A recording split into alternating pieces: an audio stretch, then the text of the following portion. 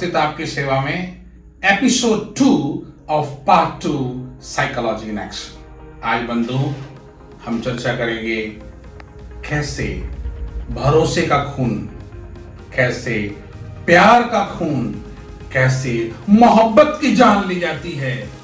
Emotion है fear. कैसे इस पूरे प्रक्रिया को समझने के लिए एक केस स्टडी काफी है बंधुओं। विगत 2 या 3 वर्षों के अंदर एक बहुत ही दिल को दहलाने वाली घटना दिल्ली में घटित होती है, जहां आफ्ताब आमीन पूनावाला 28 वर्षीय पुरुष अपनी ही प्रेमिका श्रद्धा वॉलकर 27 वर्षीय की हत्या करता है। बंधुओं, हत्या भी ऐसी वैसी नहीं, बिल्कुल कूल हेडेड मर्डर, प्लान के तहत। उसके बाद श्रद्धा के शरीर के अनगिनत टुकड़े उसको फ्रिज में रखना और आहिस्ता आहिस्ता कई दिनों में कई टुकड़ों को पॉलिथीन में बांध करके बिल्कुल 3 AM 4 AM के बीच के समय अलग अलग स्थानों पर आफ्ताब के द्वारा फेंका जाना। आप सोच सकते हैं बंधुओं, वही आफ्ताब आमीन पूनावाला जो एक समय कहता है कि श्रद्धा वॉलकर के प्रेम में पागल था। तो ऐसा क्या हुआ बंधुओं? पागल प्रेमी मोहब्बत का हथियारा कैसे बना? कैसे उसने हत्या की? कैसे he became murderer of love and faith of Shraddha Volker? कैसे हुआ ये? तो आपको समझना पड़ेगा। पुनः वापस चले जाते हैं बंधुओं बेसिक ह्यूमन माइंड फंक्शन के ऊपर। हम पार्ट 1 में बराबर चर्चा कर रहे थे प्लेजर, जिससे ग्रीड आ रहा था। अब हम पार्ट 2 में चर्चा कर रहे हैं पेन, जिससे नफरत, गुस्सा, फिजिकल एक्शन, कॉन्स्पिरेसी, हत्या, ये सारे परिणाम उभर के आते हैं। पीछे है डर।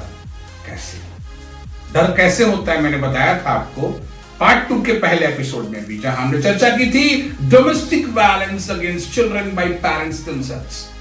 आज हम चर्चा कर रहे हैं murder of a young woman of 27 years old by her own boyfriend and living in partner Aftab आमीन पूनावाला 28 years old।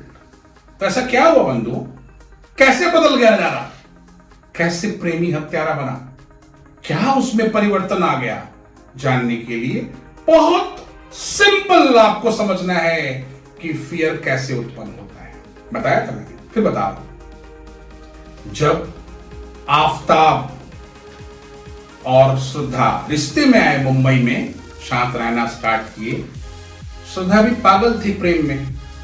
आफ्ताब भी दिखा रहा था सपने उसको, लेकिन कुछ ही दिनों में समझ में आ गया कि आफ्ताब का बिहेवियर, व्यवहार जो है बहुत एग्रेसिव है। टॉलरेशन करते करते करते करते श्रद्धा डिसाइड करती है कि मुझे इसके साथ मैं नहीं रह पाऊंगी। काफी मारपीट होती है, वो FIR भी दर्ज कराती है, पुलिस आफ्ताब को बुलाती भी है, लेकिन फिर आफ्ताब उन्होंने विनय, मनाना, इमोशनल ब्लैकमेल करना, और श्रद्धा मान जाती है, FIR वापस ले लेती है, फिर रहना शुरू करती है। फिर चीजें बिगड़ती हैं। अब श्रद्धा बिल्कुल क्लियरली बताती है आफ्ताब को कि I could not be with you anymore. बस बंधु देखिए, अब आफ्ताब पहले से ही एग्रेसिव था। जब उसके न्यूरोट्रांसमीटर जाकर के माइंड में एक खबर देते हैं कि श्रद्धा अब तुम्हारे साथ नहीं रहेगी, उसका अपना एक सेल्फ इमेज था, अपना एक ईगो था बंधु, उसको ठेस पहुंचती है, बड़ी जोर की ठेस पहुंचती है। और उससे ऐसा प्रतीत जब होता है कि श्रद्धा उसके साथ नहीं रहे, तो जब ईगो को ठेस पहुंचती है, खोने का, हट जाने का, कोई जागीर किसी के नहीं है, बट माइंड तो ऐसे ही ट्रीट कर रहा होता है। तो उसके रिएक्शंस में क्या आता है उसके मन में? तो मेरी नहीं तो किसी और की भी तुझे होने नहीं दूंगा, समाप्त कर दूंगा। और वहीं से वो षड्यंत्र करना स्टार्ट करता है बंधुओं। पहले उसे बोलता है चलो one more trip together, the last travel itinerary together. वहां से वो जाते हैं पहाड़ों में। कई बार ही कन्फेस किया है आफ्ताब आमीन ने कि वो कई बार पहाड़ों में भी चेष्टा करता है, कामयाबी नहीं मिलती है। फिर वो दिल्ली आता है, वो लोग एक जगह पे रुकते हैं, किसी न किसी बहाने से उसको रोकता है, स्टे को लॉन्गर करता है और फिर अपने षड्यंत्र को अंजाम देता है। हथियार लाता है, फ्रिज लाता है, हत्या करता है, टुकड़े करता है, पॉली बैग में रख के डीप फ्रीजर में रखता है और पता नहीं कितने दिनों में उसके डिफरेंट टुकड़े को डिफरेंट जगह पे फेंकता है। देखा बंधु, कैसे फियर ने एक इंसान, नॉर्मल इंसान को मर्डर बना दिया, कैसे हत्यारा बना दिया, कैसे उसने उसी नवयुवती का फेथ, प्रेम, उस सब की उसने हत्या की। तो बंधुओं, मन को अगर समझ लिया जाए, मन की हरकतों को अगर पकड़ लिया जाए तो इंसान गुनाह करने से बच सकता है। आप हत्याओं को रोक सकते हैं, आप स्वयं को भी ऐसे कुकृत्य करने से रोक सकते हैं जो बाद में आपके लिए घातक सिद्ध होगा। आप अपनों को भी खो देंगे, क्योंकि जब एक बार फियर उत्पन्न होता है, यहां कैसा फियर था, यहां इमेज को ठेस पहुंची, ईगो को ठेस पहुंचा। फियर क्या था? परमानेंट लॉस्ट हो जाएगा, चला जाएगा, बंदा चला जाएगा, ये मेरी जागीर है। सोचने का अंदाज देखिए बंधुओं, कोई भी मनुष्य किसी दूसरे मनुष्य की जागीर नहीं है, लेकिन ऐसा केवल स्वस्थ दिमाग ही सोच सकता है। अगर आप में से किसी को भी अपने पार्टनर को लेकर गुस्सा आए, ऐसा लगना शुरू हो कि अरे ये मुझे छोड़कर चली जाएगी, अगर ये उत्पन्न हो और आपके अंदर रिएक्शंस पैदा हो, तो बंधुओं वो समय है, you must consult counsellor, you must have therapies.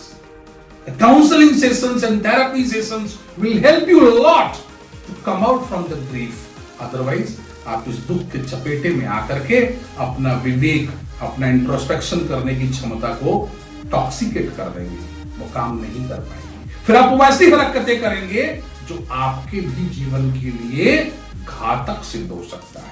और आपके साथ जो पार्टनर है, सो कॉल्ड लिविंग इन, आप रह रहे हैं, या इवन आपके रिश्ते में आपने शादी कर ली, आप हस्बैंड वाइफ में, ये दोनों के लिए लागू होती है बंधुओं। ऐसा स्त्री भी कर सकती है, ऐसा पुरुष भी कर सकती है। मैंने सिर्फ समझाने के लिए कि जब किसी के माइंड में ये बात जाती है कि उसका पार्टनर चला जाएगा, उसका पार्टनर मूव ऑन कर जाएगा, उसका पार्टनर से छोड़ देगा, उसकी ईगो को इतनी तकलीफ पहुंचती है बंधुओं कि वो फिर निर्णय लेता है, वही उसके अंदर आता है खोने का डर। भाई कोई किसी की जागीर नहीं है, हर इंसान अपने आप में एक संपूर्ण सिस्टम है। हमें दूसरों, जैसे हम अपने विचारों को, अपनी इच्छाओं को, अपने इमोशंस को इतना इंपॉर्टेंस देते हैं, हमें दूसरों के भी इमोशंस का मान सम्मान करना पड़ेगा, ये हम भूल जाते हैं। क्यों? क्योंकि हमारा विवेक टॉक्सिक हो चुका है, हमारे इंट्रोस्पेक्शन करने की क्षमता टॉक्सिकेटेड हो चुकी है। इसलिए हम दूसरों को स्पेस नहीं देते, अपने इमोशंस को हावी होने देते हैं। और जब अपने इमोशंस हावी होते हैं बंधुओं, जब खोने का डर जैसा एक कॉन्सेप्ट तैयार होता है, तब आप एग्रेशन में आते हैं, एंगर में आते हैं, और तब आप खतरनाक से खतरनाक एक्शन कर सकते हैं, जैसे कि मर्डर। इसी को समझाने के लिए मैंने आफ्ताब आमीन पूनावाला एंड श्रद्धा वॉलकर के केस का उदाहरण आपको दिया, एग्जाम्पल आपको दिया। बंधुओं, किसी के सर पे कुछ नहीं लिखा हुआ है। हमारे ही बीच कितने बंधुओं के अंदर, उनकी लाइफ में ऐसी घटनाएं हो रही हैं और उनके मन में रिएक्शंस भी पैदा हो रहे हैं। मेरी हाथ जोड़ के विनती है आपसे, ऐसे कोई इमोशंस आपके अंदर आए, तुरंत कंसल्ट कीजिए काउंसलर से, थेरेपिस्ट से। खुद को बचाइए, दूसरों को बचाइए। किसी दूसरे में से लक्षण हो, बातचीत से अनुभव हो, उसको भी कंसल्ट कराइए, बचाइए। हम सब का सामूहिक कर्तव्य है, this is our collective duty together to save lives. जो खतरे में पड़ जाती है बंधुओं, बेसिक इमोशनल अपहेबल से, वैसे इमोशंस जो हम इंट्रोस्पेक्टिव माइंड से संतुलित नहीं कर पाते, विस्फोटक एक्शन को जन्म देते हैं। ऐसी चीजों इनसे बचिए, सुस्वस्थ रहिए, मानसिक रूप से, शारीरिक रूप से। मुलाकात होगी बंधुओं आपसे फिर episode 3 part 2 psychology in action. तब तक नमस्कार, प्रणाम।